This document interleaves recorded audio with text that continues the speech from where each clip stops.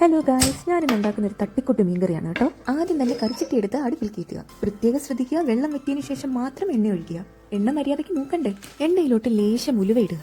എൻ്റെ പക്കലുള്ളതോ ഒരു സവോള, പച്ചമുളക്, ഇഞ്ചി. ഇതുകൊണ്ടാണ് ഒരു തട്ടിക്കൂട്ട് മീൻകറിയാന്ന് ഞാൻ പറയാൻ കാരണം കേട്ടോ. ഇതെല്ലാം കൊത്തി അരിഞ്ഞ് ഞാൻ ഇട്ട് കൊടുക്കുക. നല്ലോണം മൂക്കട്ടേന്ന്. സാധാരണ ചുവന്നുള്ളിയും വെളുത്തുള്ളിയില്ലാതെ എന്ത് മീൻകറി എന്ത് ചെയ്യാൻ ഇപ്പോൾ ഉള്ളത് അഡ്ജസ്റ്റ് ചെയ്യാം. കുറച്ച് ഉപ്പും കൂടി ഇട്ട് വഴറ്റുക. അപ്പം നല്ലോണം വഴണ്ടിട്ട് എന്നിട്ട് 2 ടീസ്പൂൺ കാശ്മീരി മുളക് പൊടിയും 2 ടേബിൾ സ്പൂൺ മല്ലിപ്പൊടിയും ഇട്ട് കൊടുക്കുക. എപ്പോഴും മുളക് പൊടിയുടെ അളവിനേക്കാൾ കൂടുതൽ നിൽക്കണം മല്ലിപ്പൊടിയുടെ അളവ്. അതെന്താണെന്ന് ചോദിച്ചാൽ എനിക്കതാ ഇഷ്ടം.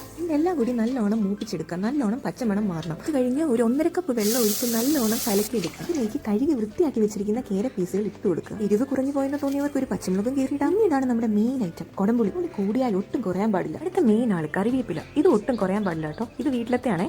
ഇനി ആവശ്യത്തിനുള്ള ഉപ്പിട്ട് കൊടുക്കുക. എന്നിട്ട് ചെറുതായിട്ട് ഇളക്കിയ ശേഷം അടച്ചു വെച്ച് കൊടുക്കുക. തിളച്ചങ്ങോട്ട് മറിയിട്ടേന്ന്. ഇത് നല്ല പോലെ വറ്റി കുറുകി വന്നിട്ടുണ്ട്. ഇനി നമുക്ക് അങ്ങോട്ട് സെർവ് ചെയ്താലോ.